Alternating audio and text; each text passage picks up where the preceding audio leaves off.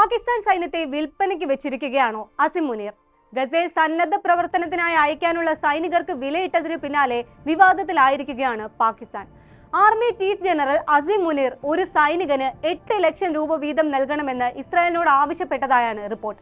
പക്ഷേ 8,000 രൂപ നൽകാമെന്ന് ഇസ്രായേൽ അറിയിച്ചുവത്രേ. സ്വന്തം രാജ്യത്തെ സൈനികരുടെ മൂല്യത്തിന് പണം നിശ്ചയിക്കുന്നുവെന്ന് ചൂണ്ടിക്കാട്ടി ഈ ആരോപണം ഉന്നയിച്ചത് മുതിർന്ന പാകിസ്ഥാൻ പത്രപ്രവർത്തക അസ്മ ഷിറാസിയാണ്. ഗസയിലെ പ്രതിസന്ധിക്കിടയിലും സമാധാനത്തിനായി പ്രവർത്തിക്കാനല്ല, ലാഭം നേടാനുള്ള അവസരം തിരയുകയാണ് പാകിസ്ഥാനെന്നും വിമർശനം ഉയർന്നിട്ടുണ്ട്. സോഷ്യൽ മീഡിയയിലും അന്താരാഷ്ട്ര മാധ്യമങ്ങളിലും ഇത് സംബന്ധിച്ച് തീവ്രമായ ചർച്ചകളാണ് നടക്കുന്നത്. ശരിക്കും പാകിസ്ഥാൻ സൈന്യത്തെ വിൽപ്പനയ്ക്ക് വെച്ചോ അസിം മുനീർ? പ്രചാരണങ്ങളും വിവാദങ്ങളും മാത്രമാണോ നടക്കുന്നത്? വിശദമായി നോക്കാം. സ്വാഗതം ഇൻഡെപ്തിലേക്ക്.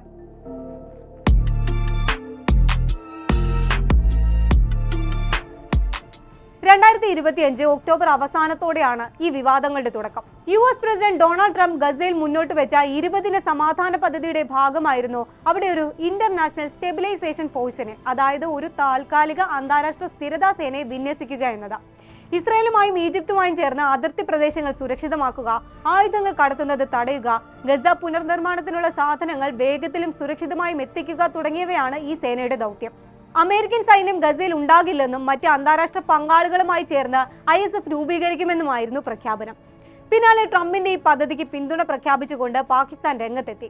ഈജിപ്തിൽ നടന്ന രഹസ്യ സമ്മേളനത്തിൽ ഇസ്രായേൽ രഹസ്യാന്വേഷണ ഏജൻസിയായ മൊസാദിന്റെ ഉന്നത ഉദ്യോഗസ്ഥരുമായും അമേരിക്കൻ രഹസ്യാന്വേഷണ ഏജൻസിയായ CIA അസിം മുനീർ കൂടിക്കാഴ്ച നടത്തിയതായും റിപ്പോർട്ടുകൾ പുറത്തു വന്നിരുന്നു. ഈ സമ്മേളനത്തിൽ 20,000 പാക് സൈനികരെ ഗസയിൽ വിന്യസിക്കുമെന്ന് അസിം മുനീർ ഉറപ്പു നൽകി. ഇസ്രായേലിനെ ഔദ്യോഗികമായി പാകിസ്ഥാൻ ഇതുവരെ അംഗീകരിച്ചിട്ടില്ല. ഇസ്രായേലുമായി ബന്ധപ്പെട്ട് നടത്തുന്ന ആദ്യത്തെ പരോക്ഷ ഇടപെടലായിരുന്നു ഈ ദൗത്യം. പുനരധിവാസത്തിന്റെയും പുനർനിർമ്മാണത്തിന്റെയും മറവിൽ ഗസയിൽ പാക് സൈനിക സാന്നിധ്യം ഉണ്ടാക്കുകയാണ് ലക്ഷ്യമെന്നും ആരോപണമുണ്ടായി. ഗസയിൽ ശേഷിക്കുന്ന ഹമാസ് ഘടകങ്ങളെ നിർവീര്യമാക്കുകയും പാശ്ചാത്യ നിർദ്ദേശങ്ങൾ പ്രകാരം പ്രദേശം സ്ഥിരപ്പെടുത്തുകയും ചെയ്യുക എന്ന ലക്ഷ്യവും ഈ നീക്കത്തിന് പിന്നിലുണ്ടെന്ന് ഉന്നത ഇന്റലിജൻസ് വൃത്തങ്ങളെ ഉദ്ധരിച്ച് റിപ്പോർട്ടുകൾ പുറത്തു വന്നിരുന്നു. ഈ ചർച്ചകൾക്കിടയിലാണ് സൈനികരെ അയക്കുന്നതിന് പാകിസ്ഥാൻ ഫീസ് ഈടാക്കുന്നുവെന്ന ആരോപണവുമായി മാധ്യമപ്രവർത്തക അസ്മ ഷിറാസി രംഗത്തെത്തുന്നത്. അസിം മുനീർ ഒരു സൈനികന് $10,000, അതായത് 8 ലക്ഷം രൂപയിലധികം ആവശ്യപ്പെട്ടു. ഇത് നിരസിച്ച ഇസ്രായേൽ ഒരു സൈനികന് $100, 8,000 രൂപ വാഗ്ദാനം ചെയ്തുവെന്നാണ് അസ്മയുടെ ആരോപണം. 20,000 സൈനികരെ ഗസയിൽ വിന്യസിക്കുന്നതിന് പകരം $200 മില്യൺ നേടാനായിരുന്നു പാകിസ്ഥാന്റെ ലക്ഷ്യമെന്നാണ് ആരോപണം. നിബന്ധന പ്രകാരം ഇസ്രായേലിനും ഗസയ്ക്കും ഇടയിൽ പാക് സേന ഒരു ബഫർ ഫോഴ്സ് ആയാണ് പ്രവർത്തിക്കുക. പുനർനിർമ്മാണത്തിന് സൗകര്യം ഒരുക്കുന്നതിനൊപ്പം ഭരണനിർവഹണത്തിന് സുരക്ഷാ കവചമായും സൈന്യം പ്രവർത്തിക്കുമെന്നുമാണ് റിപ്പോർട്ട്. സൈനികരുടെ കുറവ് കാരണം അസിം മുനീർ ഇതൊരു ബാർഗെയിനിങ് പിച്ചായി ഉപയോഗിച്ചുവെന്നാണ് വിമർശനം. പല സൈനികരും ഇത് നമ്മുടെ യുദ്ധമല്ല എന്ന് പറഞ്ഞ് ഗസയിലേക്ക് പോകാൻ വിസമ്മതിച്ചതായും റിപ്പോർട്ടുകളുണ്ട്. അസ്മ ഷിറാസി ഈ ആരോപണം ഉന്നയിച്ചതിന്റെ തൊട്ടടുത്ത ദിവസം പാക് സൈന്യം വിൽപ്പനയ്ക്ക് എന്ന തലക്കെട്ടോടെ ഇന്ത്യൻ മാധ്യമങ്ങളിലടക്കം വാർത്തകൾ പ്രചരിച്ചു. ഫലസ്തീനുകളോടുള്ള ഐക്യദാർഢ്യത്തിന് പകരം ഗസ പ്രതിസന്ധിയെ പണ ഇടപാടാക്കി മാറ്റിയെന്ന് ചൂണ്ടിക്കാട്ടി അസിം മുനീറിനെതിരെ രൂക്ഷ വിമർശനങ്ങളും ഉയർന്നു. ലക്ഷക്കണക്കിന് ആളുകളാണ് അസ്മ ഷിറാസിയുടെ പോസ്റ്റ് ഷെയർ ചെയ്തിരിക്കുന്നത്. പക്ഷേ പാകിസ്ഥാൻ ഗവൺമെന്റ് ഇത് നിഷേധിച്ചു. ഇന്ത്യൻ മാധ്യമങ്ങളുടെ ഡിസ്ഇൻഫർമേഷൻ ക്യാമ്പയിന്റെ ഭാഗമാണിതെന്ന് ministry of information and broadcasting പ്രതികരിച്ചു. പാകിസ്ഥാനോ ഇസ്രായേലോ US വിവരം ഔദ്യോഗികമായി സ്ഥിരീകരിച്ചിട്ടില്ല. യാതൊരു ആധാരവുമില്ലാത്ത ആരോപണങ്ങളാണ് ഇതെന്നും മന്ത്രാലയം അറിയിച്ചു.